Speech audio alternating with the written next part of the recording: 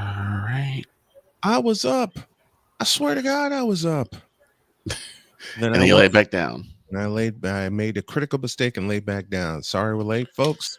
On your mark, and this is totally my fault. Now we'll take blame for this. On your mark, get set, and go.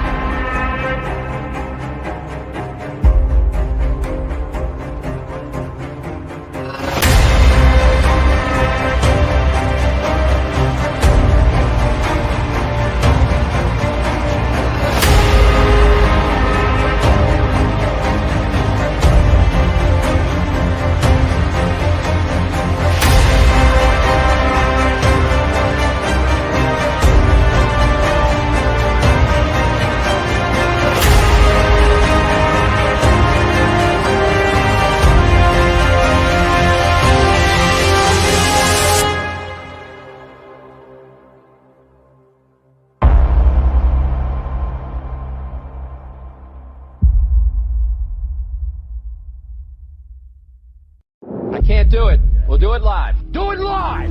I'll write it and we'll do it live! Mister, will you please wake up, wake up, wake up, wake up, wake up?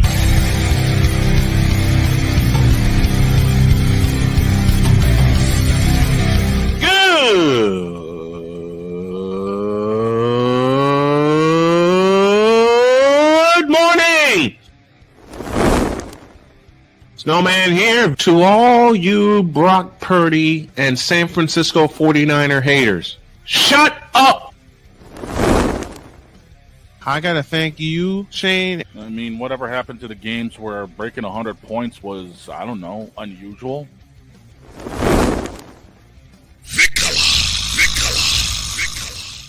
There was one word to sum up the All-Star weekend. Trays. Cause we take this job so serious. Splash Brothers, yes. Ray Allen, replace him with Steve Kerr. Reggie Miller, yeah.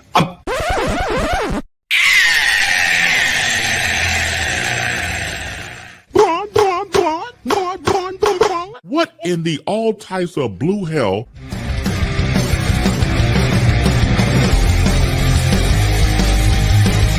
Oh, yeah!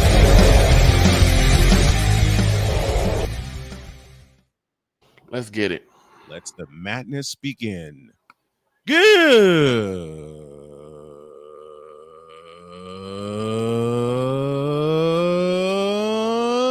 morning.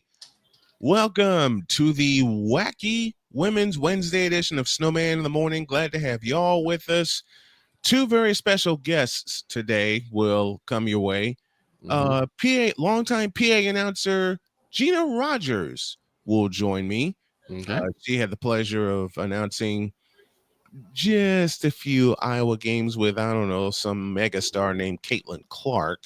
But I plan to have a great conversation with her. And Chris Edwards, the voice of the Duke Lady Blue Devils, will join us as well to give us a bit of a preview. How are you, Victor? Great to have you. Oh, I'm doing all right. And it's Chicken Wang Wednesday. It is Chicken Wing Wednesday. And boy, have I got one. Yes, it is. And boy, have I got one on the docket. Oh, I got some musings today. Oh, really? Oh, yeah. Well, I've been stewing for it for a while. And it got to come out. Oh, boy. I got the feeling I'm going to love these. Yep. The madness has begun with Alabama State. Yes. Pulling off the upset on a baseball upsets. on a baseball pass at the last possible second. With 1 second remaining. Oh boy, I'm sorry about that. Quiet. Noise got loose. Oh. Do it this way. Alabama State won it last night at the last second, The last possible second. 70-68. Man. And the first words I texted to the boys in the GC were "Ala bleeping Bama State" Yep. on a game. What a game winner! Yeah. That the game tied 68 apiece and just 3.4 seconds remaining. Right. Alabama State, the Hornets, the mighty Hornets, had to go the full 94 feet. The length of the floor. They had to go to the length of the floor. Thank you, Jim Durham. And Amar Knox, after a scramble for the ball, put it home with 1 second remaining. Mm-hmm. Incredible. This is what you call a bracket buster. Man. Because every single time, and when things, my bracket is sure proof, it's fireproof, there's no way. And then something like this happens. Something like this happens. That's why I said, why you do brackets? Why do we do brackets? Because you know that you can't. I put it this way: you cannot predict human, I would say, vigor, gumption, just the will to win. You can't predict that. Nor can you predict a miraculous pass. Right. Or a miraculous basket. Amar Knox. Remember the name, folks. Amar Knox. Put it down. Write it down. And Alabama State is now headed to Lexington. Because you will see it again. Mm-hmm. They take on the overall top seed and number 1 team in the country, Auburn, on Thursday afternoon. And boy, do the Hornets, they climbed the first mountain. Mm-hmm. Okay, because when you're in the first 4, you got to win 7 times instead of 6. Right. Boy. Man. Yeah. We know. Did it. We know. It's crazy. That was absolutely insane. I couldn't believe what I was watching. Right. I couldn't believe it. I initially thought St. Francis would blow the doors off the joint. Right. I give Alabama State all the props in the world. They got down by as many as 9 and wiped it out like it was nothing. Yep. And then Amar Knox provides the winning points. Mm-hmm. Wow. This is madness. Insane. Mm-hmm. It's more than insane. It's madness. It's March Madness. It's March Madness. Madness has begun. Holy cow. I mean, there's no reason to talk about the second game because we knew North Carolina was going to do North Carolina things. And they won 95-68 over San Diego State. Mm-hmm. They got started and didn't stop. Right. But this Alabama State team,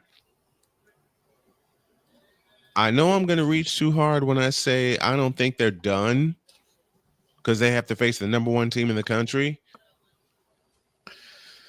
Well, they definitely put everybody on notice. They sure did. Give us even less than 5 seconds because we will turn it to a miracle. The last team that I remember seeing pulling off multiple miracles in one tournament, one college team, North Carolina State of 83, i.e. the Survive and Advance team, and my beloved Marist Redhawks. The Marist Miracle. The Marist Miracles. 2 of them in the same week. Or within a week, I beg your pardon. 2 of them within a week. One happened on a Friday night, one happened on a Wednesday night. And you know what's bad about that particular week? What's that? The feature game was supposed to be Simeon and Whitney Young. Right. There wasn't a full house. Oh, really? I swear to God, there wasn't a full house. However, since you know what? Screw it. This is March. March goes mad. And right now, I'm going to take a stroll. Back down memory lane.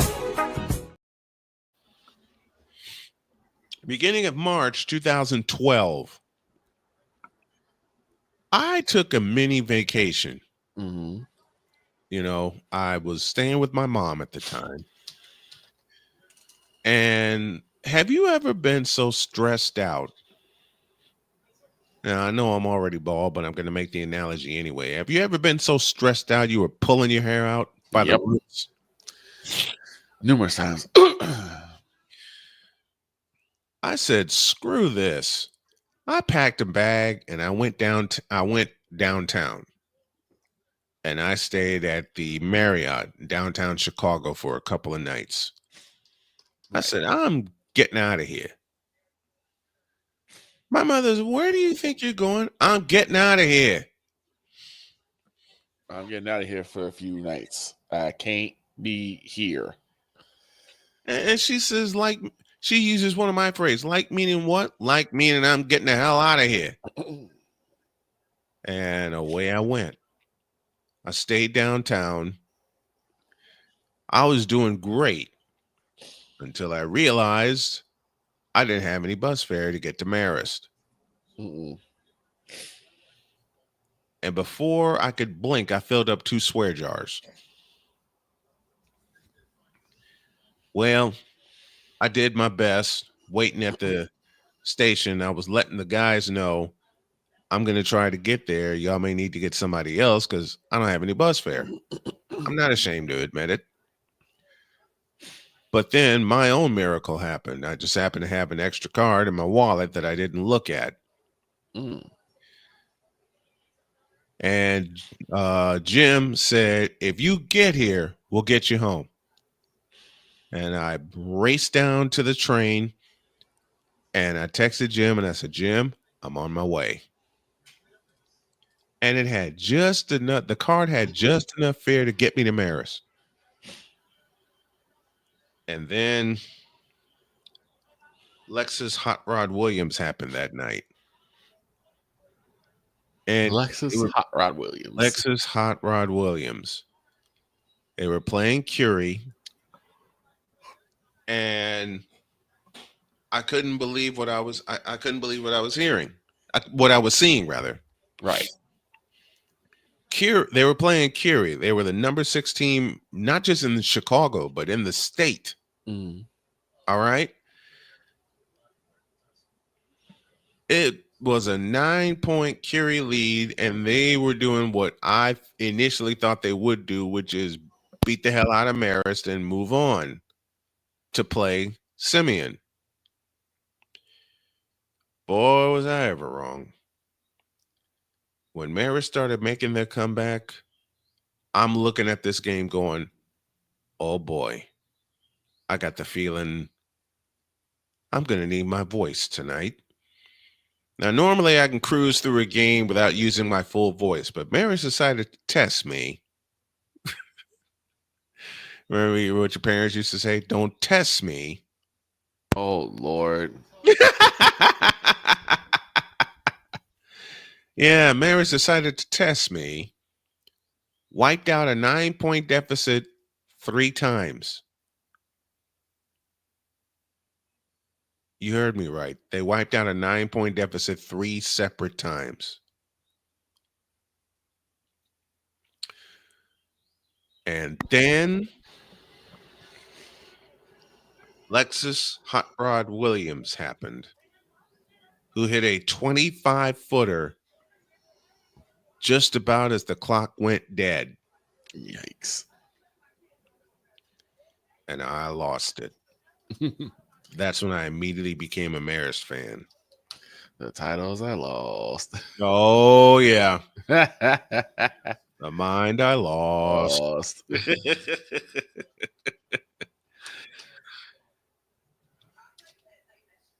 So Hot Rod Williams cuts down the nets, and the Marist Redhawks cut down the nets.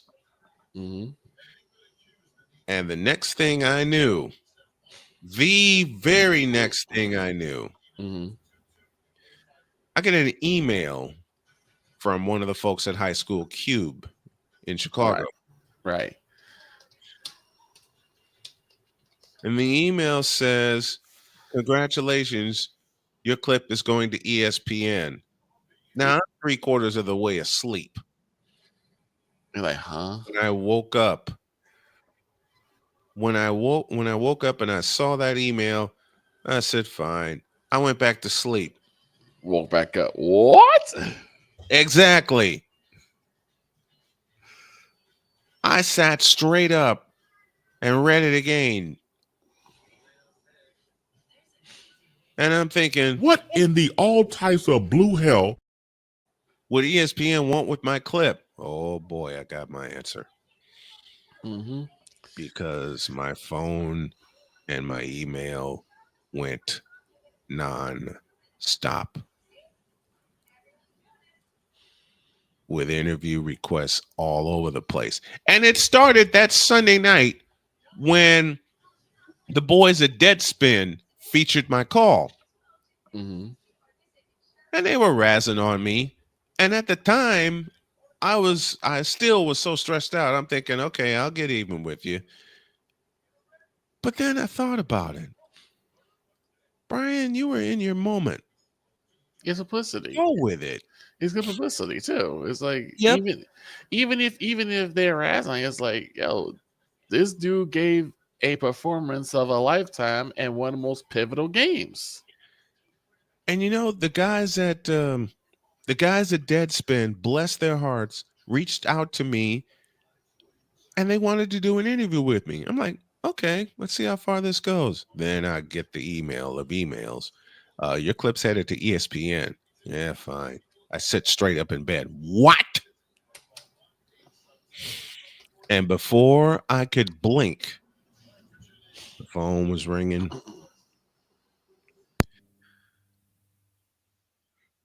The phone was ringing. The email was ringing. Even stations I didn't know of were ringing my phone. The following Monday, I get an email from WFAN in New York. Yep. I'm like, what the hell do they want? And it was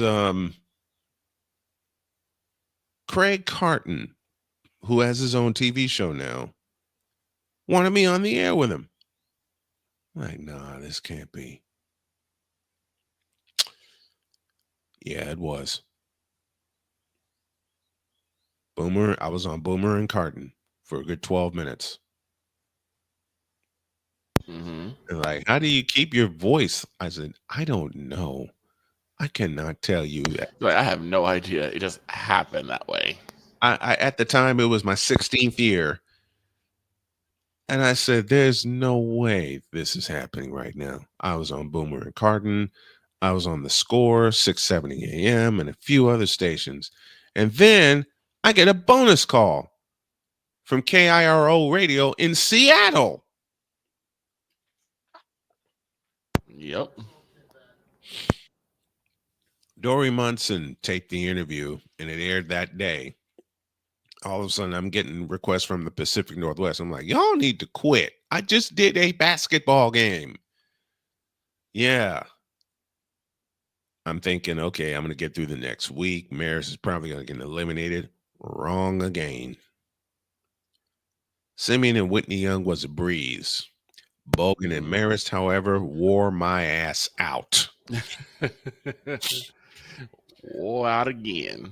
Bogan and Marist played a hell of a game. Marist wiped out a 15-point deficit in 2 minutes. Y'all wore out again. I'm going,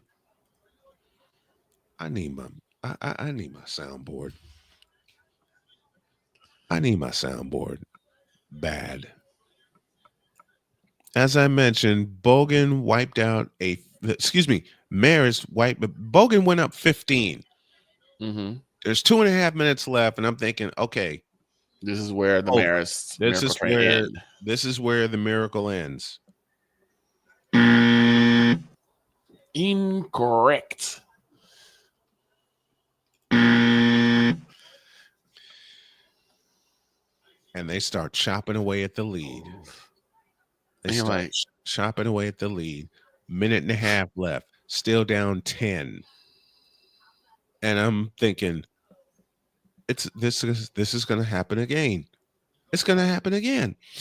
mm-hmm. A minute to go. Down 7. Down to the final 30 seconds. Down 5. And then the final 15 seconds.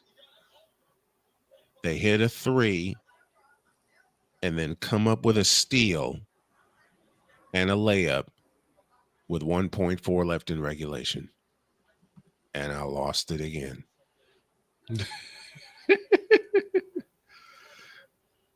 Part of me was thinking, Oh, hell no! the other part of me was thinking, how far can this go? How far can this go? You found out. Boy, did I ever found out. Dr. D, SITM means snowman in the morning.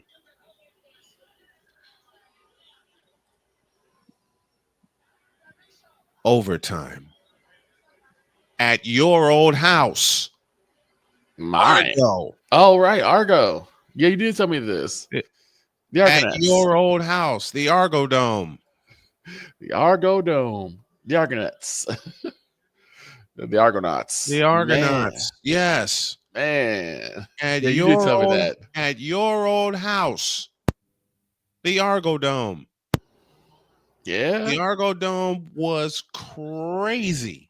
It gets that way. I'll say it again. The Argo Dome, for them having only one set of stands, Mm-hmm. was we feel crazy. We feel them. It was crazy. The Red Hawk Rowdies took over the joint. Mm-hmm.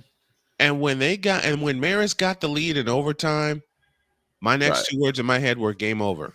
Yep. They won by 5, 68-63. And my ass is worn out again.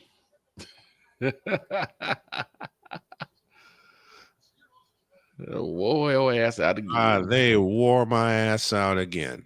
Yep. And my stupid ass was thinking, there's no way the call I just delivered would go viral. And then it did. That's profiling. And profiling is wrong. And I was dead wrong.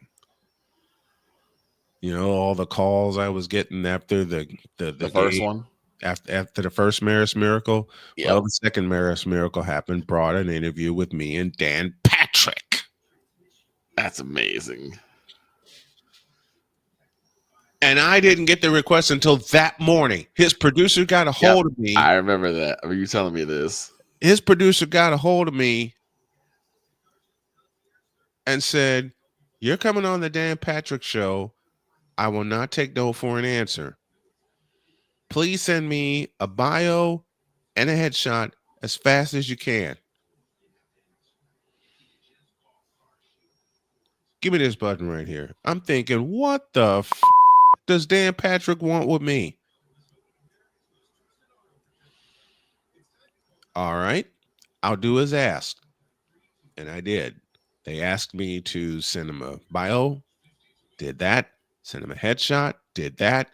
And I took the headshot from a game I did at Chicago State where I was the PA announcer. Mm-hmm.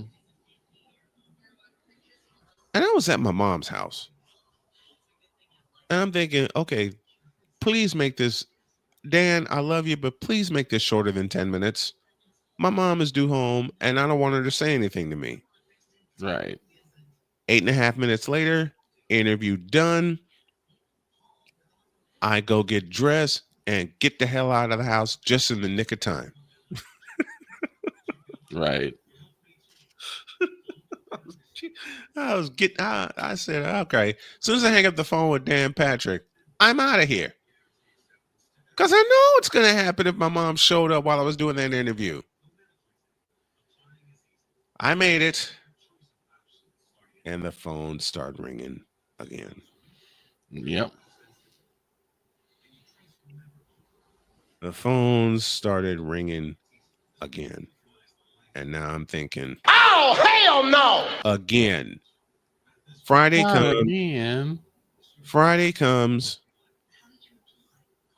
I told Larry Babcock, who was at South Suburban College at the time, one of my good friends, I said, Larry, I might not make it to your home opener.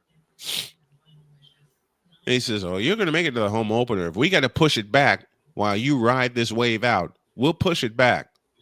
Damn.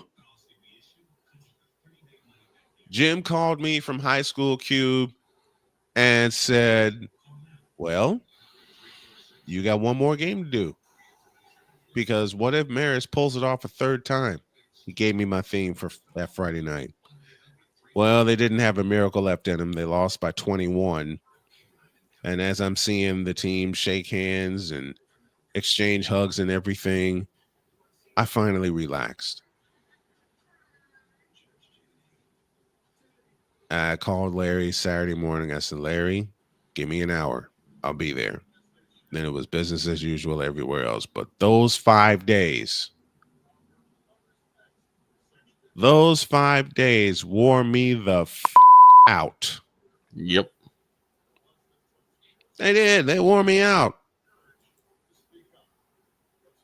And I couldn't, they wore my ass out.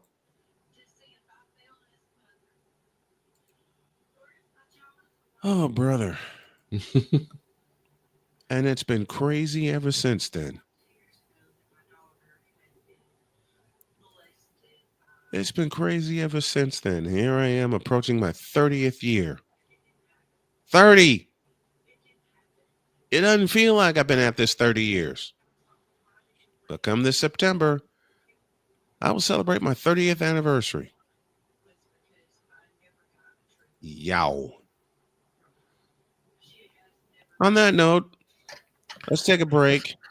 And Chris Edwards from Duke University will join via tape after this. Gotcha.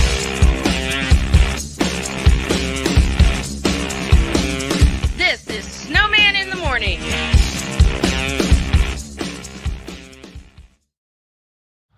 People tell me how lucky my daughter is to have been adopted.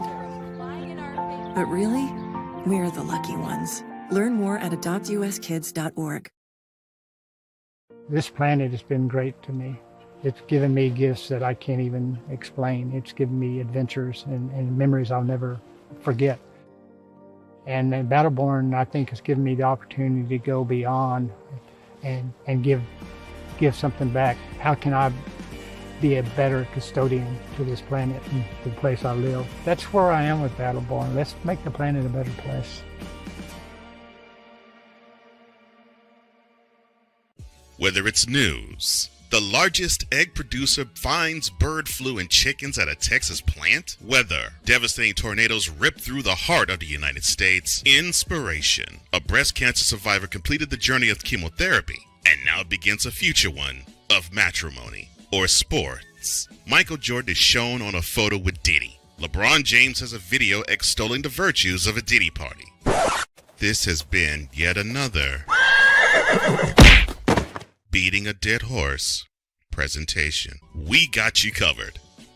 BS3 Network, in association with Comey Media Incorporated, proudly present The Morning Shift with Cole Johnson.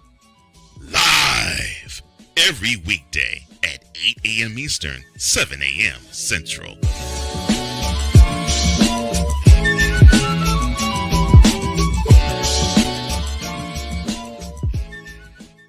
Here's Here's an important message from the Diabetes Solution Center. Do you like pricking your fingers to test your blood sugar levels? No one does, but it's important to maintain your health. And now, by wearing a small remote device called a continuous glucose monitor, or CGM, you don't need to prick your fingers anymore. It's easy to use and helps you make more accurate diabetes treatment decisions. If you are testing your blood sugar 3 or more times daily, injecting insulin, or using an insulin pump, call the Diabetes Solution Center right now. And if you have Medicare or most major insurance coverage, you may be able to get a new CGM at little to no out-of-pocket cost. Shipping is free, and we'll even bill your insurance company for you. If you are testing your blood sugar 3 or more times daily, injecting insulin, or using an insulin pump, call the Diabetes Solution Center right now to learn how to end the painful finger sticks and get your own continuous glucose monitor, or CGM, at little to no out-of-pocket cost. SeatGeek is the ticketing app for fans like Boomstick Lady. No free throw is safe from the roar of her sticks. SeatGeek helps her find a seat in the direct eye line of the shooter so she can sit where her boomsticks make the biggest boom. Everybody okay? SeatGeek handles the tickets to sports, concerts, and more, so fans can fan. Join the transporter to Hades. Your butt and gut becomes one. Join the reformer of hooker whores. This is my daughter, Placenta Booty Johnson. Join the bronze car. Whenever you are in distress, take off your baseball cap and throw it in the air. Join your very own superhero of broadcasting, Chris Bass. So whatever color crayon they get, they palm it and do 2 circles, and that translates to, I can beat up black people. As she takes you through the week's paces in Baseline. Live every Saturday at 8 a.m. Eastern, 7 a.m. Central, No, Pacific Time Zone people, just stay asleep when this is on live and just catch the recording. Oh, I'm sorry. Exclusively on the Chris Bass YouTube channel.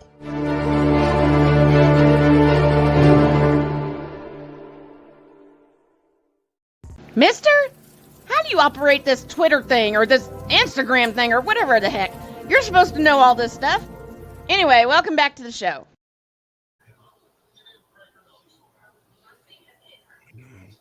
You know, all of my good friends are coming on this show. We've had mic to mic for most of this week. So we're going to do it again.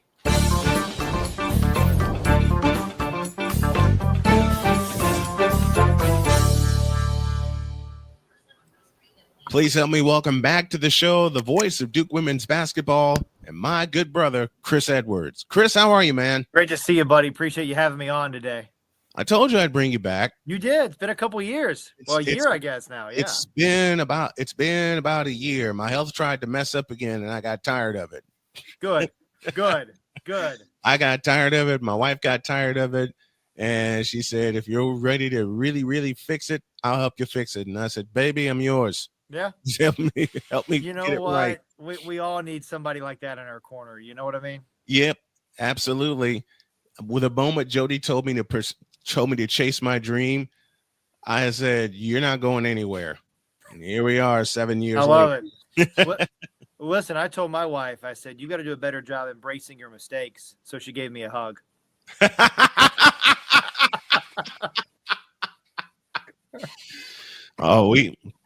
Jody and I have so much fun laughing together. We came up with 5 rules of the house. And rule number 1 is the wife is always right. Happy wife, happy life. Yep. I'm there. And the second rule is it's always my fault, no matter what it is. And she comes up with these convoluted ways that when something happened to her, it's my fault. I'm on the floor laughing by the end of her explanation. And I said, so somehow all that happened and it's still my fault. She says, "Yep." I just sit there and laugh. Hey, I told somebody, one of my friends got married. I said, "Hey, listen, some free advice. If you use these phrases, you're always going to be okay. Yes, ma'am. You're right. I'm sorry." Use those interchangeably. You'll be okay. They are interchangeable at the appropriate time. They sure are. You got to read. They are interchangeable at the appropriate time. speaking of appropriate time, it's an appropriate time for me to tell you congratulations to the Lady Blue Devils. You're going dancing this week. Yeah, a lot of fun. With the third year in a row under Coach Lawson, this team's going to the NCAA tournament, coming off their first ACC tournament championship in 12 years. First time they got to the title game since 2017. Fun week in Greensboro a couple of weeks ago. Kind of the revenge tour for Duke. They beat Louisville, the only team to beat them at home in the regular season. They beat Notre Dame. It's interesting, the symmetry of that game in the semifinals. Duke went to South Bend about 3.5 weeks ago.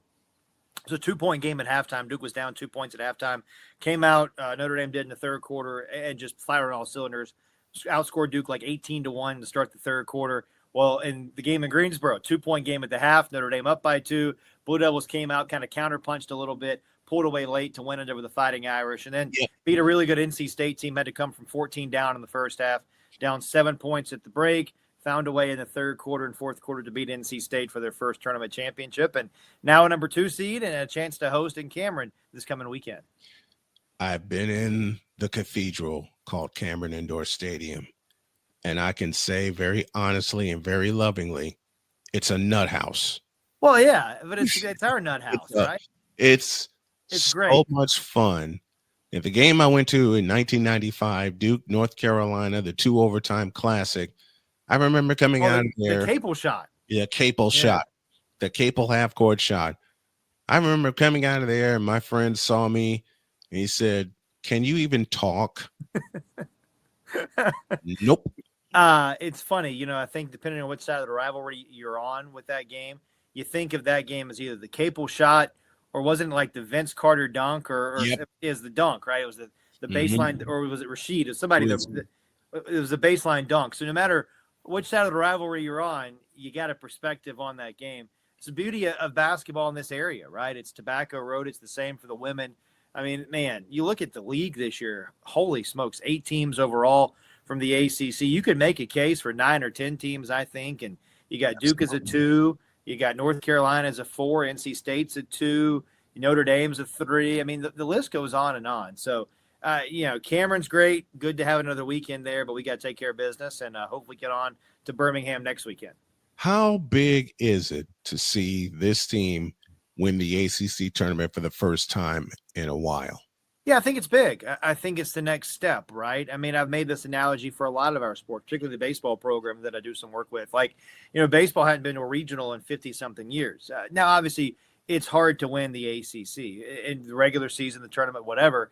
But you got to get there, and you got to get over the hump. And now in year 5 for Coach Lawson, this team has gotten there. It's not just getting there, but it's actually performing at that level too, right? It's like a human. You got to walk, you got to crawl before you can walk, and walk before you can run, and all those things. And it's kind of this building blocks for Duke. And I thought in the first half against NC State, a little bit of like a deer in the headlights, for lack of a better analogy, right? Because NC State's been there. They'd been to 5 of the last 6 title games. They knew what it was like in that environment. Blue Devils had to get their sea legs under them a little bit. They got down 14. Jordan Wood, it's a big 3 at the end of the first half to cut it to 7. And then Duke just comes out and plays their usual brand of grinded out, physical, good defensive basketball. Made some big shots. Alucia Kanawa, 22 points, the tournament MVP. Ashlyn Jackson, 22 points. It's somebody different every night for this team, too. And I think that's the special part. Not to take anything away from teams that have a superstar, like an Angel Reese, like a Caitlin Clark, like a Leah Boston, whoever, right? But this is a collection of just kids who work hard together, and they play at a really high level. And I think come March, this is going to be a really hard team to get out in the NCAA tournament. Yeah, Duke is going to be a very, very tough out in the tournament this year. I saw it. I saw it when they won the ACC tournament, and I said, "Oh, they're going to be some tough cookies to get out of the tournament."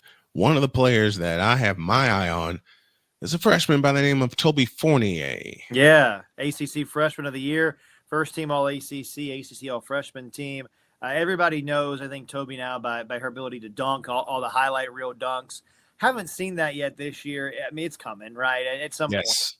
But just her growth and her maturation throughout the course of the season. I think it's hard for kids, especially like Toby and every kid that has so much success at the high school, the AAU level, because the game just comes easy. You're not really playing the game. I mean, you're playing, Right. but you don't have to think. You just go out there and do it and move on, right? Run back down the court, right? Block a shot, get a rebound, run back down the court, do it again.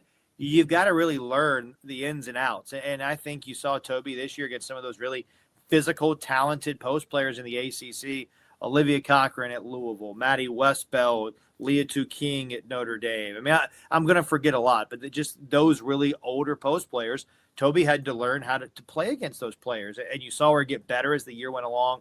You saw her offense get better, sure. Her ability to go left or right, her ability to spin, put up the hook shot, get to the goal. She can step out, hit a mid-range jumper. We've seen her step back and hit a few threes this year too. She can stretch the defense, but I think it is her defensive effort that has come the furthest. You look at Toby's first collegiate game, she fouled out in the game that Duke played, the very first game of the season. Hasn't fouled out of a game, I don't think, the rest of the year. So not that that's, some of that's subjective in the officials, and I understand all that, but you can just see how much better she's gotten on the defensive end of the floor as the season has gone along. And that is the big key for the Blue Devils, playing that really good defense. They've been the best defensive team in the country, you could argue, in the last 3 or 4 years, and went to the Sweet 16 last year, looking for another run or a deeper run like that this season. Man, it's so much fun covering women's sports, isn't it? Just to see them grow, just to see them, the camaraderie.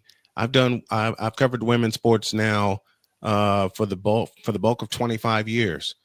And I told Gina Rogers, PA announcer who I had on earlier in the show, that I'm steering towards women's sports coverage. And doing that, that just gives me a fire, especially when I get to call the sports that I love to call. And finding out last week that I got permission to call Columbus East games in Columbus, Indiana. So I'll be back in the booth physically this fall. But man, something about women's sports. I got hooked on women's NCAA basketball at the first year they had the Final Four, which was 1982. I've been glued to the television since.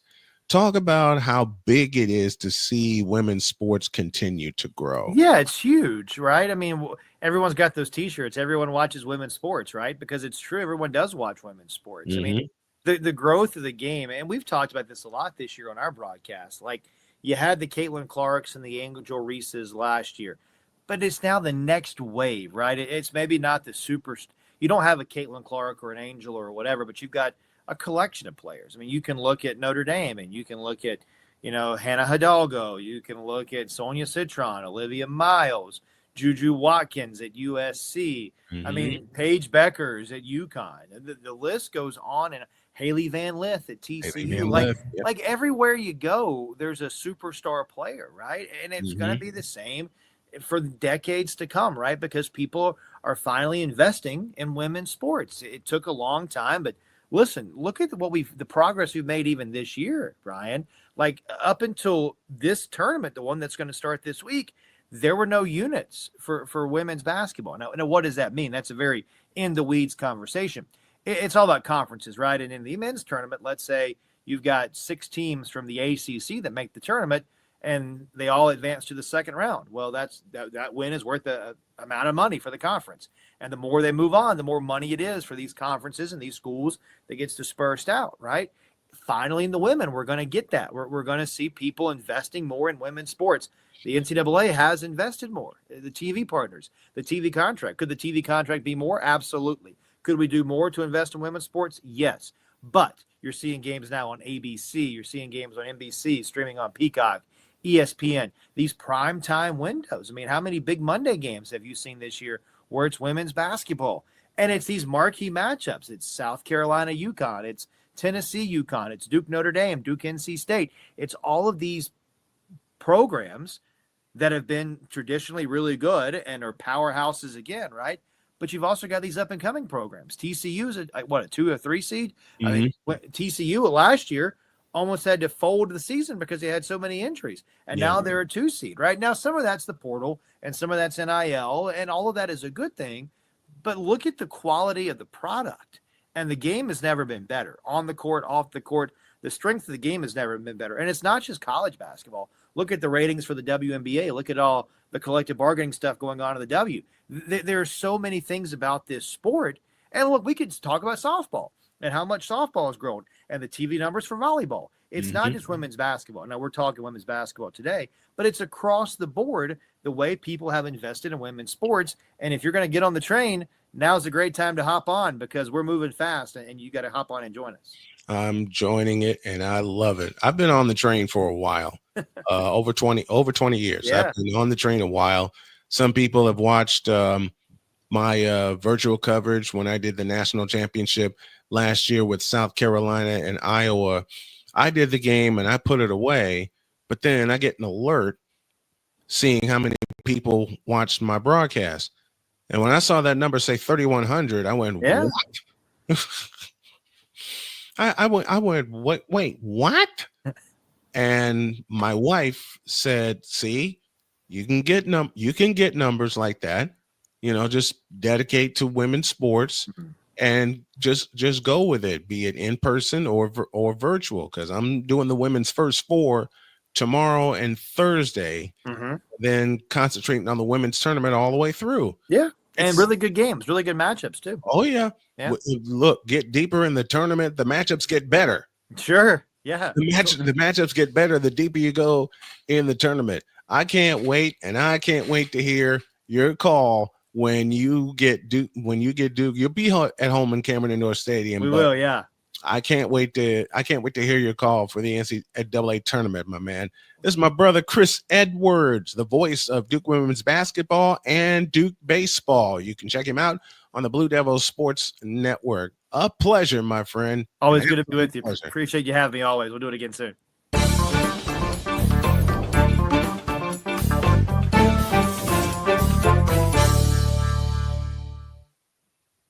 Didn't think I'd go back to back with Mike to Mike, did you? Well, I did. Now I'm really going to put my tie on, and we're going to get some more stuff done. Second hour, Snowman in the Morning, after this.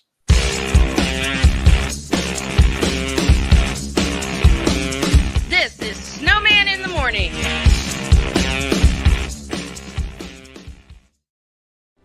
Are you ready to upgrade your coffee game? Prepare for an invasion of flavor with Invader Coffee. It's the caffeinated elixir that fuels champions, the blend that pushes boundaries. Whether you're battling deadlines or exploring uncharted territories, Invader Coffee has your back. Join the invasion at invadercoffee.com and taste the difference for yourself. Use the code SNOWMAN for 15% off your first order. Invader Coffee, veteran owned.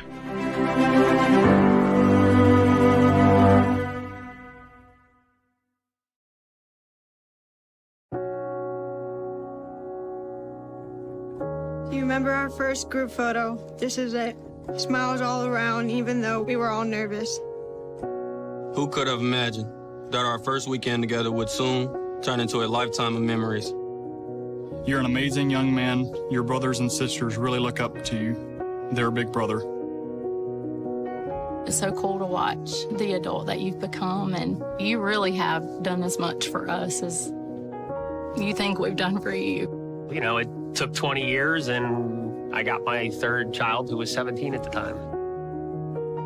There are so many rewards in life.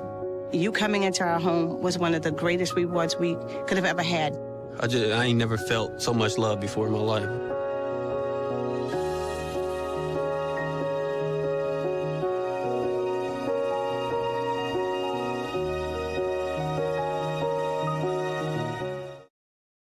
SeatGeek is the ticketing app for fans like the high five strangers got. Game-winning interception. First down. Just a nice, solid tackle. If you're in arm's length, you will be swapping skin with this extrovert. You see, he knows SeatGeek got him a great deal on tickets, so he can focus on what he does best, smacking palms. SeatGeek handles the tickets to sports, concerts, and more, so fans can fan. Quinn. Moment of clarity. I haven't watched BET in years. KP. Drake needs to come back with another triple platinum album. E Digger. And then you have Ray J. Like, I can't stand that River Cricket. The Guru. Okay, the level of crack she's smoking, I don't want it. BS3 Network proudly presents the Knucklehead Chronicles podcast, where from card tips to hot topics to meat beef of the week, anything goes. Live every Sunday at 2:30 p.m. Central.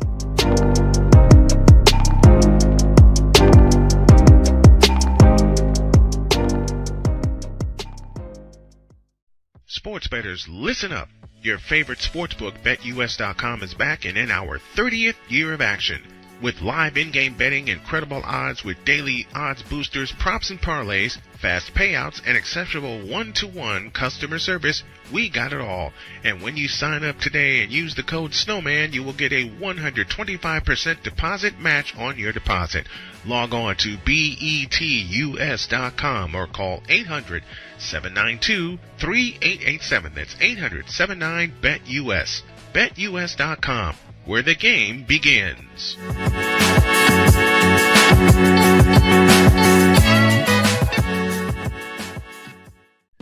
Attention sports fans, looking for the ultimate gear and apparel to show your team pride? Look no further than Fanatics, the #1 destination for sports enthusiasts. Visit snowmanmultimediasports.com today and shop a wide selection of officially licensed merchandise from your favorite teams and players. From jerseys to hats to accessories to collectibles, Fanatics has it all. Don't miss out on the chance to elevate your game day experience. Head over to snowmanmultimediasports.com/fanatics and gear up like a true fan with Fanatics. Officially licensed everything.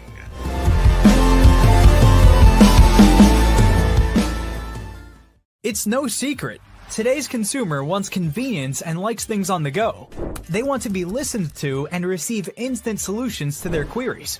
This can often make or break the customer service experience. That's why it makes convenient interactions easy for you. Whether your customers want to connect with you via text, Facebook Messenger, Google, Instagram, or website, all messages now come to the one easy-to-use inbox, so you don't have to check a dozen different sites from the platform. From here, you can send SMS or email, answer questions, schedule appointments, take payments, and close more deals simply by messaging back and forth with your customers. When someone searches for a business like yours, they will look at your reviews. So unless you have more positive reviews, they'll choose someone else. Luck makes it easy to collect hundreds or even thousands of reviews from your customers. Simply send a review invitation or create automation that requests customer reviews right after the sale, or maybe right after a service is completed.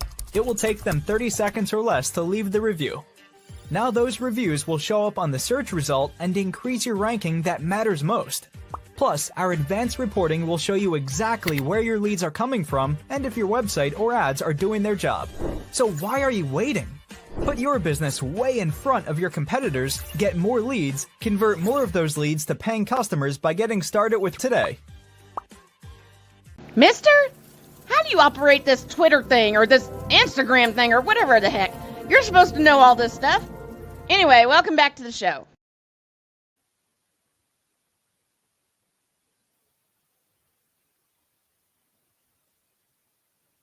I keep pushing the wrong button. Sorry about that, folks. 15 after the hour. We're inside the second hour of Snowman in the morning, and Victor said something earlier that he had some musings to release. Well, here you go. The random musings of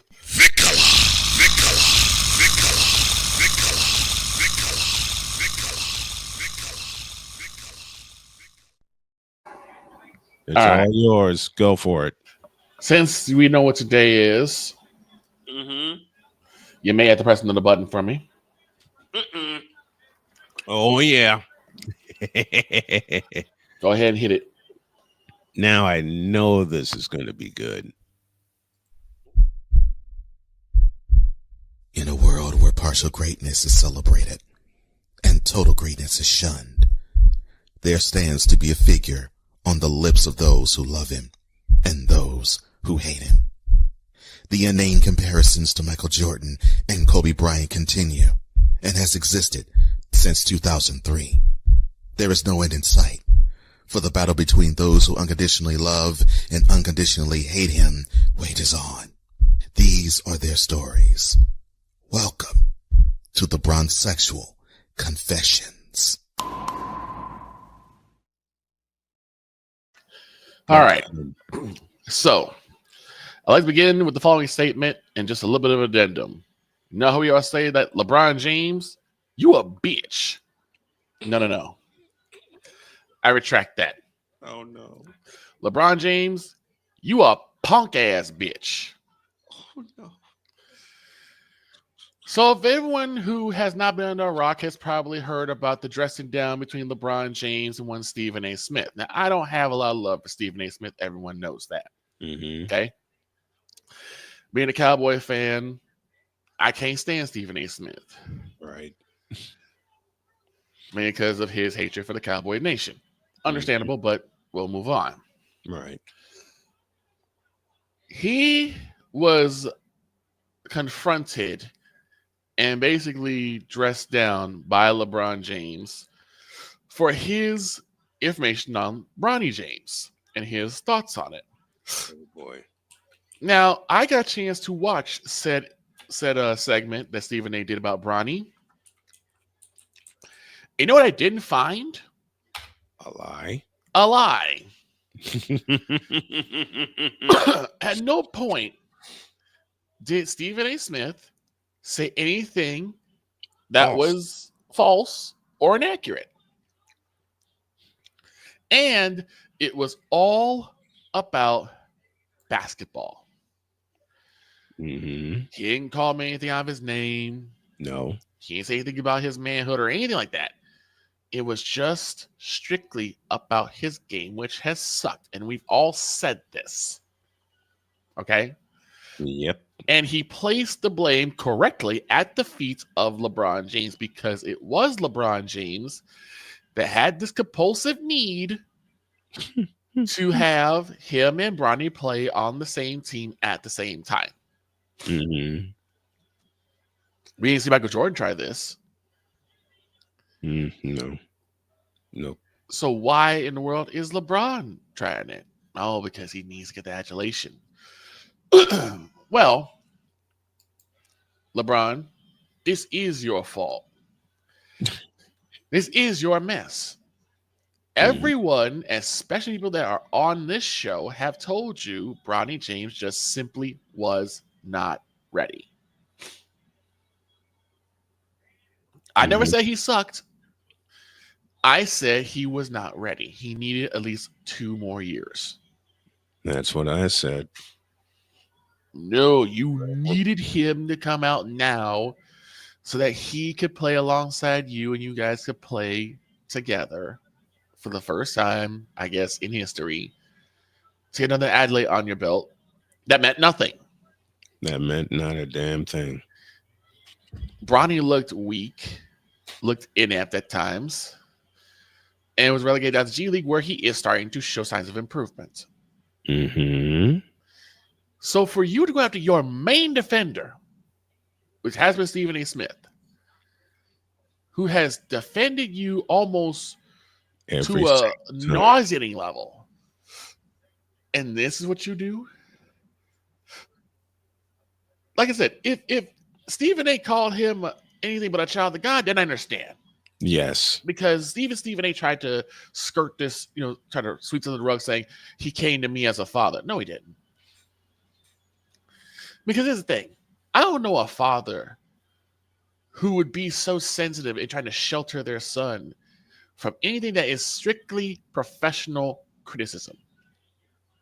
Like I said, if he said something that was over the top and out of line, then yeah, I get it. Right. He should come at you. If you call Bronny anything but a child of God, or call him out his name or something like that, that was really insulting, I get it. Happened to me. And But I wore that punk ass out. But when it comes down to just strictly the numbers and the stats that we see and the style of play that we see, you should have sat down and shut up. Take him to the park. Show him how to do a jump shot. Not that chicken wing jump shot you pass off, but like an actual jump shot. Yeah, show him an actual jump shot. And originally, this would have been where my random news end had not been that I put this out on Discord. Okay. And the reactions, oh my goodness. Oh dear. Vitriolic. He said vitriolic. Oh geez. I love it. And I completely forgot how sheepish, how blind, sheepish human beings can be. Yep. When I said that LeBron James, the punk ass bitch, for going at the CNA specifically for criticizing Bronny's game. That's all I said. Bronny's game. Mm-hmm. And the fact that he was not ready to step into the NBA spotlight, I thought, okay, maybe there's a pushback, but not that much. I stand corrected.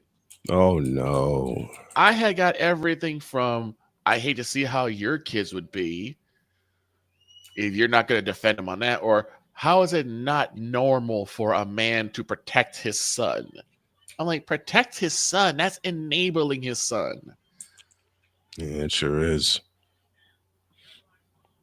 I've even had people saying, oh, you're just jealous because both of them are going to make more money than you'll ever make. Maybe they will. Yeah. Don't be for just doing good at their job, though. But to sit there, and then I got this one. Oh no. I'm afraid. Well, what would you do if you were in LeBron's shoes and some half-assed, ham and egger commentator? I haven't heard that since the great Bobby Heenan. Right. Ham and egger commentator talk mess about your son. I'm like, well, first and foremost, I don't like Stephen A. Smith. He ain't nowhere near a ham and egger. Mm-hmm. He's one of the most prolific basketball analysts that we've seen in a while. Absolutely. He has spent decades honing his craft and talking about pretty much one sport consistently well, and that is basketball. So let's stop that. That's the one thing I will come to Stephen A's defense about. He ain't no ham and egger. No, not even close. He's a very prolific and famous analyst. Mm-hmm. That's number one. Secondly, again, Bronny was not attacked. He was criticized, and rightfully so. When you are scoring 0 points per game, you need to be called out. Absolutely. When you have 0.12 rebounds per game, you need to be called out. When you are basically contributing a net negative to the game that you say you want to play so doggone much, you need to be called out. So what would I do if I'm LeBron James? I'm taking my kid to the gym. Mm-hmm. I'm taking my kid to the park. Get him to run some layup drills. Get him shooting the ball. And make him keep running the drills until he gets it right. Make him run some plays. I mean, LeBron is supposed to be the god of basketball. Well, be the god of basketball and lead people. Because he hasn't made anybody better yet. And he's not even making his own son better. LeBron, you put your son in a very precarious situation. Because now he's going to be one of the first individuals to believe, he's going to be the first individual to be labeled as just a nepotist baby. Mm-hmm. And nepotism got him his spot. Nepotism got him drafted to the Lakers. Nepotism got him a spot to play in the NBA alongside his dad. And people are starting to see it wasn't earned. See, I want to tell y'all, folks, I don't really just come on here just to trash LeBron, okay? I try to find constructive ways for him to get better, so ways to get everyone else to get better. Mm-hmm. So what would I do if I'm LeBron James? At 7 a.m., because this used to happen when I was a kid. Although we did it because it was voluntary. My dad would wake up at 7 a.m. Say, hey, you want to go across the street and go shoot the ball around? Yeah. Me and my brother, we go across the street to the school. There's 2 basketball courts, didn't have nets, but they still had basketball hoops. And we go and shoot the ball around. Mm-hmm. When did that no longer be a thing? Yeah, when did that go away? I would do that if I'm LeBron. I would get up at 7 a.m., wake up, Bronny. We have a good, healthy breakfast. Mm-hmm. Go to the park. Maybe the park's a little too public, too much paparazzi. Go to. Okay, you guys have. I'm pretty sure you guys have a gym at home. You guys got hoops at home. Mm-hmm. Get out there and run drills. Plenty of them. Give a hand-eye coordination contest so he can actually, see the ball and snatch the ball. Mm-hmm. Do jump shot drills. Something so that your son looks better. Do the basics. Do the basics. Do the, what's that word, Snowman? Fundamentals. Oh my goodness. I just say a curse word here. Is this one for the swear jar? Nah, this one can stay because I said the same cuss word. And I have said the same cuss word when it comes to LeBron James for 22 years.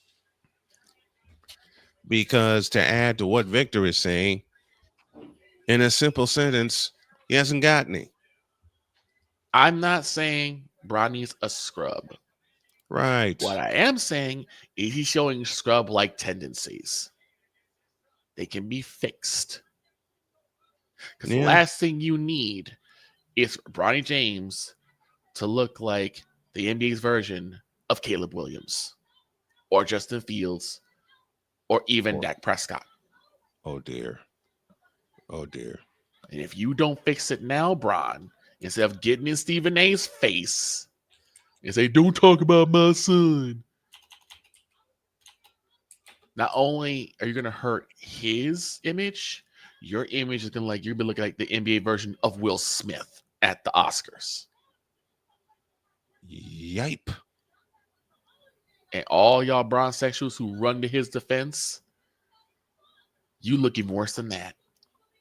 Because you're about to be the NBA's version of Cubdom. Oh. Now, get the hell out of my face, you thirsty bitches. And thank you for listening to Random Musings. In a world where logic and sense flies completely out the window, while purple and yellow glasses are donned, rises a figure who encourages ridiculous, undying loyalty. Good Lord, I'm about to throw up.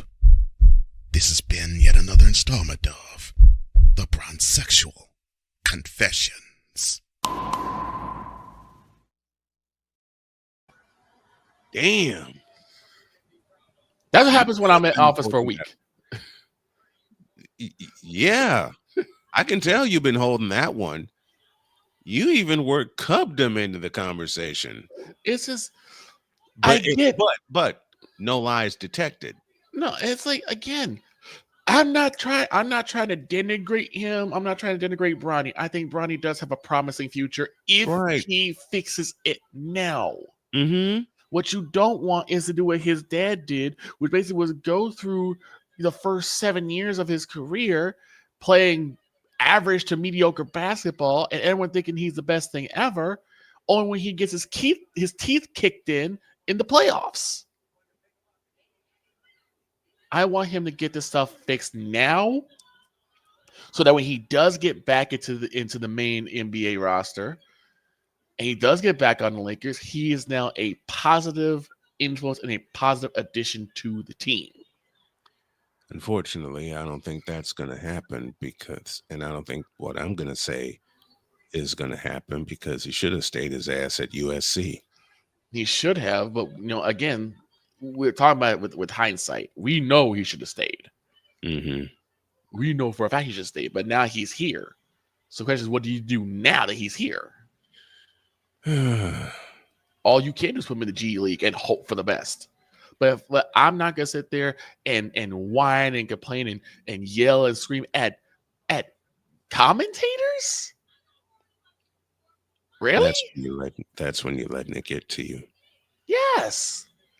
That is when you said it best. That is when you should be a leader. Shut your mouth and get your son in the gym. The help he needs. Get him the instruction he needs. And if you think you can't do it, find someone who can. You got superstars.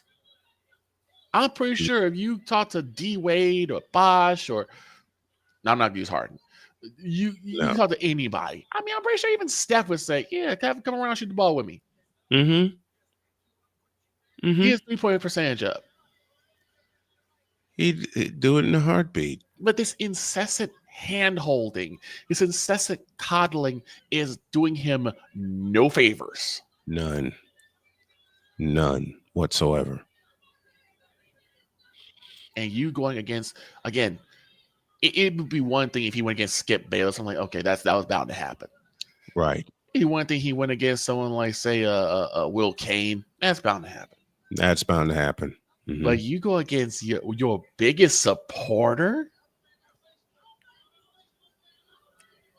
Your biggest supporter? I mean, it's like you went against Nick Wright. Oh, geez. Not him. Not him. Okay, I'm done talking about that now. Whew. Oh, boy. I'll put a bow on this puppy when y'all get back.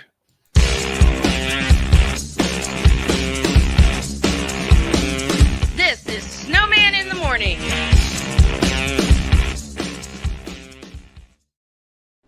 Are you ready to upgrade your coffee game? Prepare for an invasion of flavor with Invader Coffee. It's the caffeinated elixir that fuels champions, the blend that pushes boundaries. Whether you're battling deadlines or exploring uncharted territories, Invader Coffee has your back. Join the invasion at invadercoffee.com and taste the difference for yourself. Use the code SNOWMAN for 15% off your first order.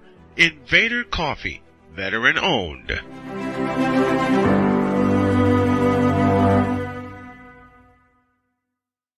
One of the great things about ordering meals from Mother of Macros is that you can do it from the comfort of your own home.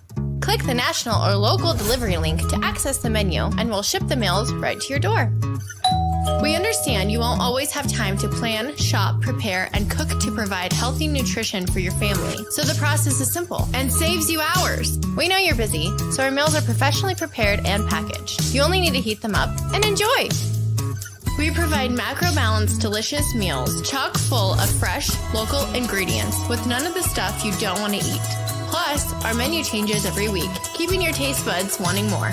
We take care of your meals so you can worry about everything else on your list. Mother of Macros.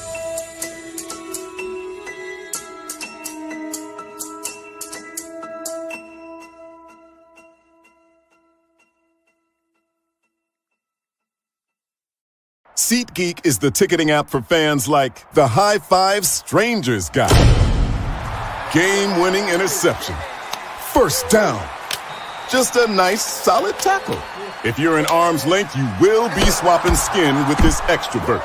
You see, he knows SeatGeek got him a great deal on tickets, so he can focus on what he does best, smacking palms. SeatGeek handles the tickets to sports, concerts, and more, so fans can fan. Quinn. Moment of clarity. I haven't watched BET in years. KP. Drake needs to come back with another triple platinum album. E Digger. And then you have Ray J. Like, I can't stand that River Cricket. The Guru. Okay, the level of crack she's smoking, I don't want it. BS3 Network proudly presents the Knucklehead Chronicles podcast, where from card tips to hot topics to meep of the week, anything goes. Live every Sunday at 2:30 p.m. Central.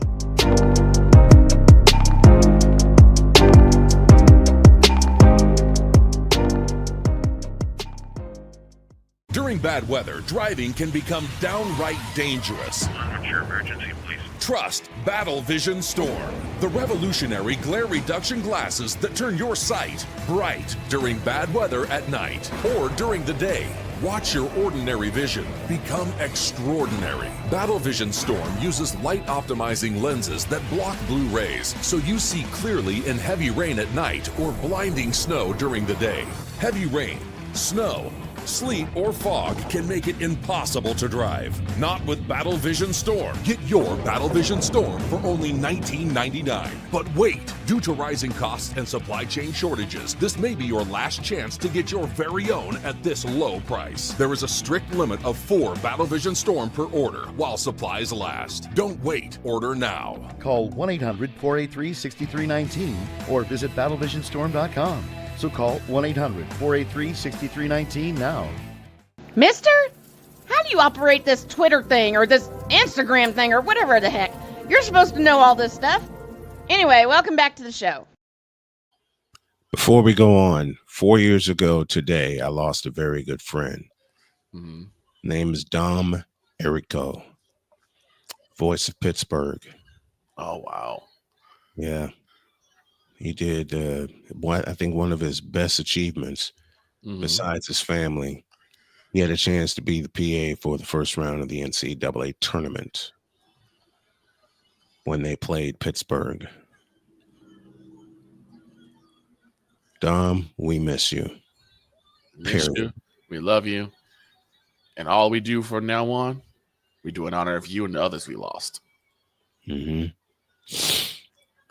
I got this news 4 years ago and I cried because we had spent so much time talking about how to get my show off the ground and my brand going. And I'm taking every piece of his advice now and I'm doing this right. So Dom, thank you for your kind words toward me and my family. Thank you for all of your insight. It is now being used. And thank you for just being a friend. Thank you, my brother, for being not just a friend, but a brother too. He was one of the ones I contacted when I married Jody. I contacted any and everybody that wonderful day in June. We love you, Dom, very much. Now, I have something to add to the bombs that Victor dropped. Uh-oh. You queuing up again? You see this wicked smile on my face? Yes. Here. In a world where partial greatness is celebrated and total greatness is shunned, there stands to be a figure on the lips of those who love him and those who hate him. The inane comparisons to Michael Jordan and Kobe Bryant continue and has existed since 2003. There is no end in sight, for the battle between those who unconditionally love and unconditionally hate him wages on. These are their stories. Welcome to the Bronzexual Confessions. Round 2, cook. So this happened. I had a conversation with a Bronzexual. What you mean? Right on cue. This half-witted idiot. I'm whole with it, half with it. This quarter-witted idiot. Quarter-witted? Jeez. Okay. Oh, I'm coming out firing today. Had the unmitigated gall, thank you, Stephen A., to say to me, quote, "Have you given up on your dream that Michael Jordan's the greatest player ever yet and embrace LeBron as such?" Close quote. No. I know someone that can answer that question better than me. Bishop Bullwinkle. Right. Hell no, to the no, no, no. Hell to the no.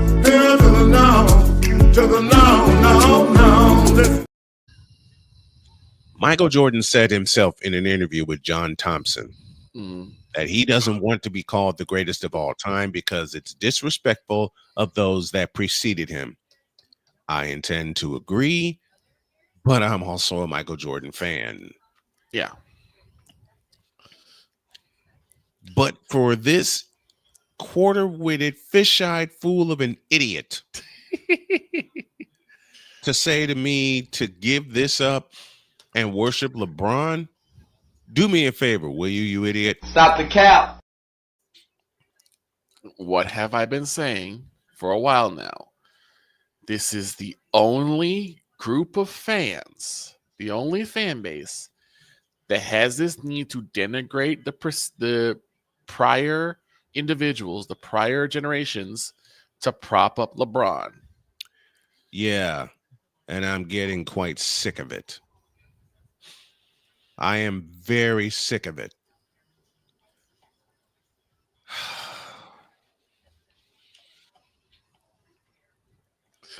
I don't have to explain the stats because at least this fool actually read them. But it was his next statement.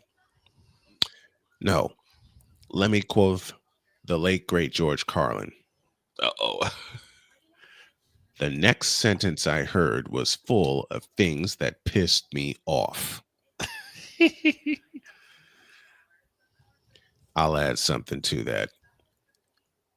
The next sentence I heard was full of shit that pissed me the off.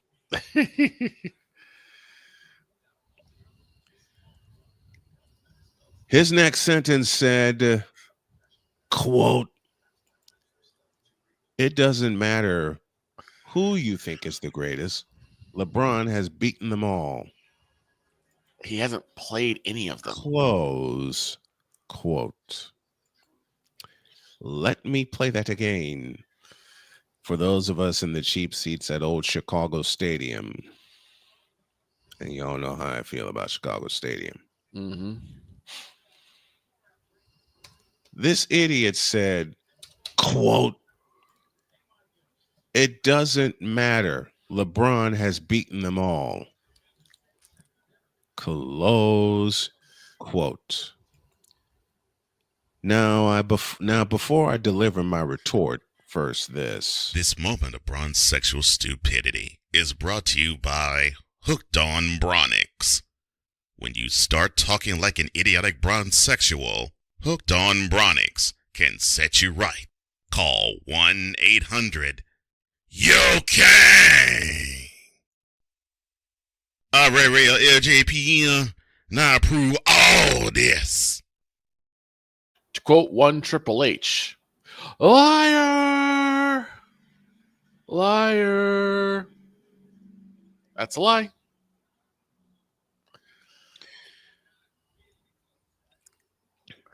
I took a look at this sorry sumbitch.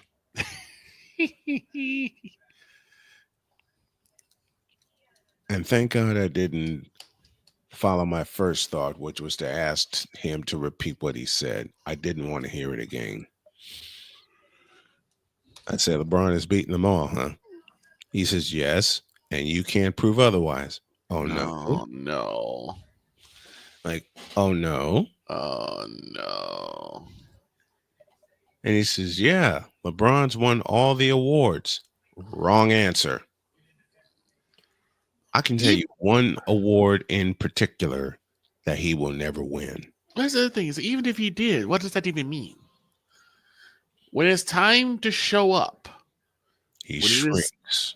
Exactly. When it's time to show out, he disappears. He performs a magic trick and disappears.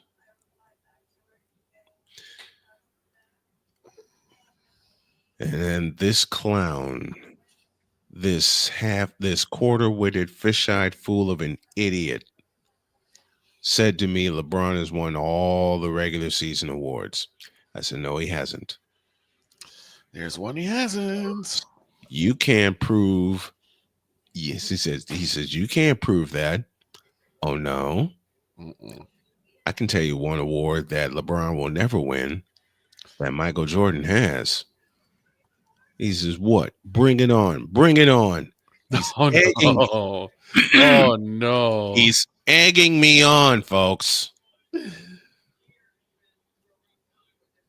You can tell he graduated from here. So I realized that I think, even though it's not advertised, right, there has to be a place for stupid people. We don't know because we're not stupid, so we don't know anything about it. It's like a secret club society. Oh my gosh. So I come to the conclusion that he graduated from SU, stupid university. Yeah, all the stupid ass letters that go along with graduating, high honors of being stupid. I can't do no more, man. Vámonos, dominos, vámonos. Stupid university, where everyone graduates. Magna cum stupid.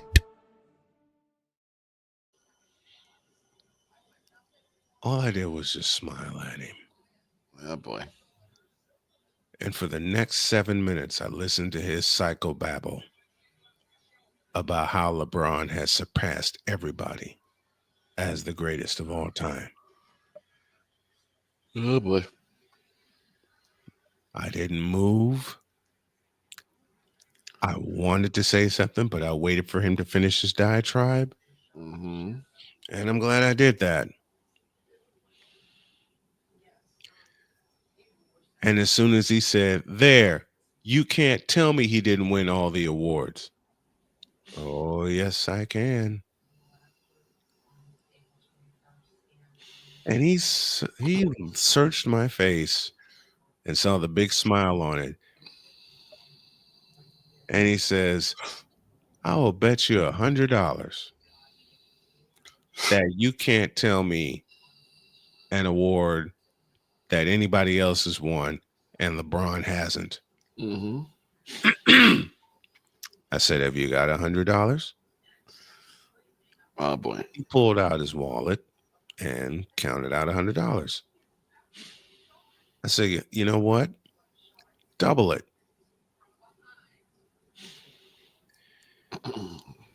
He did.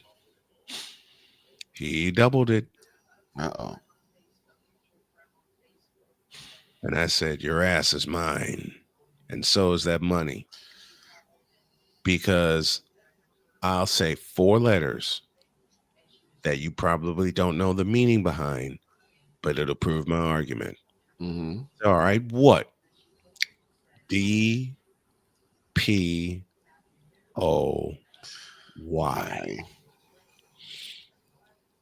And like a true bronzexual. Oh, no. Like a true bronzexual. He said, what does that mean? No.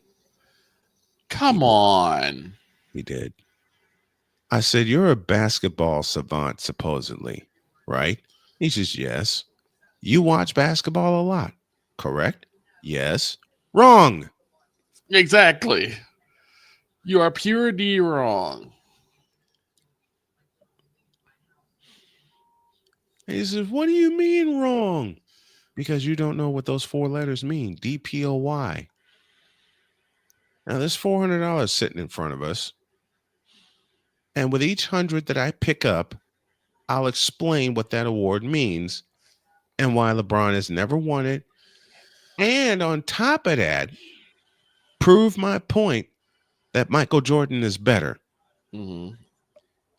I grabbed the first 100 and I said defensive, the next 100 player, the next 100 of, and the final 100 the year. DPOY. How do you not know that? I began to walk away. And then he comes charging after me. Oh, no. And he said, you have to prove to me that he won the Defensive Player of the Year. What? Oh, God. Oh, my God. No. I said, don't make me take any more of your money. Please. You're going to need it. Quit while you're behind because you're not ahead. This big dummy. He pulled the red fox out. Oh, boy. This big demi. You big demi. Exactly.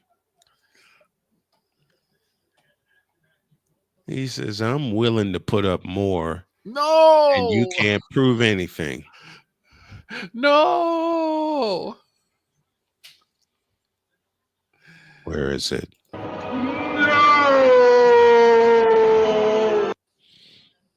And he did what? Are you kidding me? I'm sorry, Paul. I'm sorry, Al. I'm sorry to the great Al Michaels and the great Paul Allen. But yes, he did. And no, we're not kidding you. We are not kidding. He pulled out $200 more. I said, all right, you're going to lose it as soon as you pull it out. Because I know a category LeBron has not led the league in. Yep. And he said, what? Steals. Matter of fact, he did it 3 times. Michael led the league 3 different years in scoring and steals at the same time. Great googly moogly. He reluctantly put the money in front of me and I said, keep it. Please. Just keep it. Matter of fact, I'll give you $100 back from what I took earlier. And don't ever challenge me like that again. Because next time I won't be so nice. I wouldn't have been. Like, I need the money, and you just stupid enough to bet it. Let this be a life lesson. But that's me. I'm not always the nicest person. I looked at this fool. And I pulled up the stats to prove it.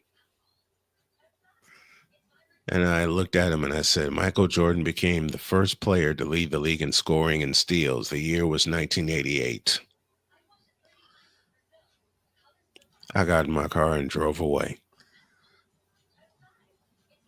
Because I was supposed to just go to the gas station and get a couple drinks. One for me, one for my wife. That conversation happened.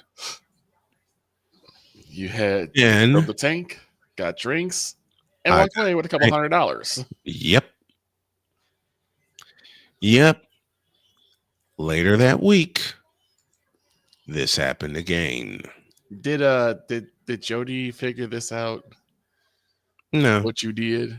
Nope. Well, she'll find out now. Oh yeah. Oh yeah. Because another conversation happened. Oh no. Oh no. Please, not the same person. No. Okay. Different idiot. Okay. Different idiot.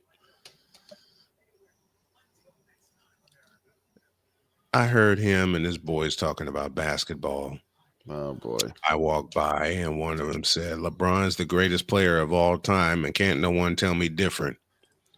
Oh boy.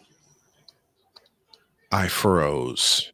You could tell when the other dudes don't agree with that because they all kind of start looking around, kind of like putting the head down, like, oh, he don't represent us. He's not part of us. I was right into the gas station. You can't tell me LeBron's not the greatest. Doing. Excuse me. I must be dreaming. It couldn't be this easy. Right. I leaned over and I said, oh no. Well, who do you think's the greatest? I'll give you a list of players who I think is better than LeBron. And I can name about 250 players that are better than LeBron. Ooh. But I'll just go with 5 right now. Magic Johnson, Larry Bird, Abdul-Jabbar, Dr. J, and Charles of course, Barkley, and of course, Michael Jordan. Michael Jeffrey Jordan. Oh, that pissed him off. Oh no. That pissed him off.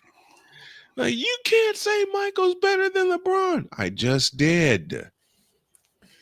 And he is. Because I can prove it. Same question comes out. Oh no. Name one thing that Michael Jordan has that LeBron doesn't. And homie this you gotta see to believe. And homie from the first side, this happened, just said, "You'll be sorry."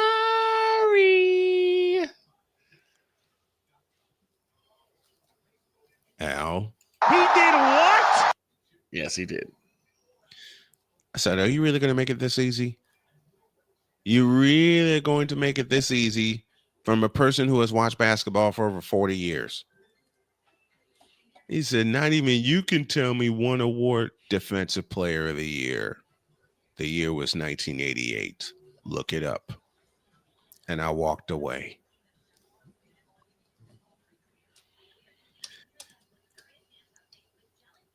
Now get out of my face, you thirsty bitches. In a world where logic and sense flies completely out the window. I'm out.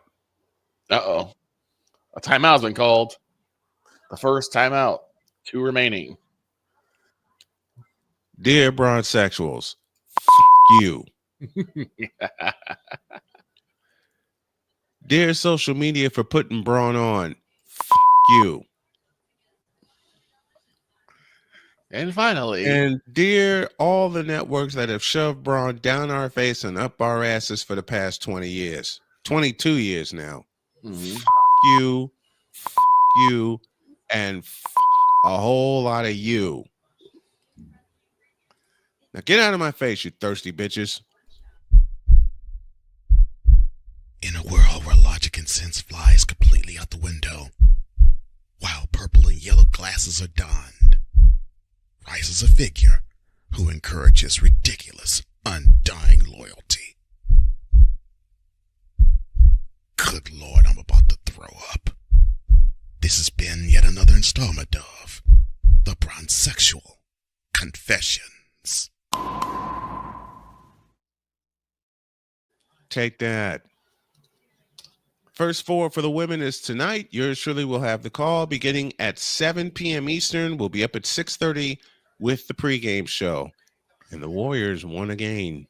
Hey! Out of their last 9, and they played without Steph last night and won by the score of 104-93. Nice. We'll touch on the Warriors tomorrow, as well as deliver the results from the first 4 men and women.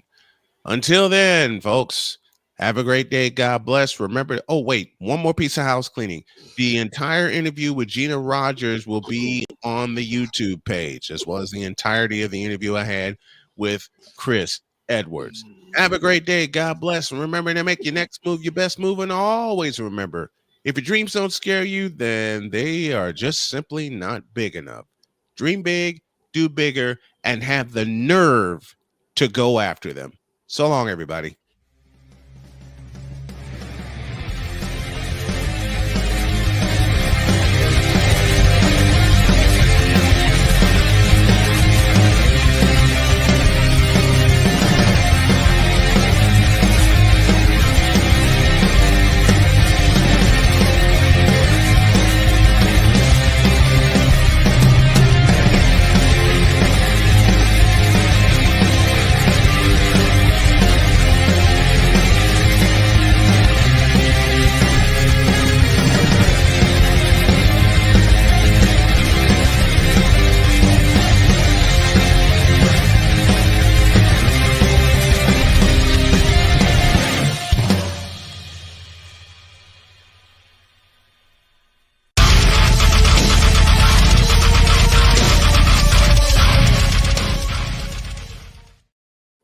Beginning Monday, it's a bracket I've always wanted to do.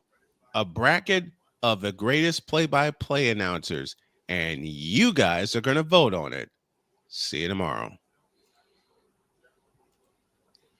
I mean,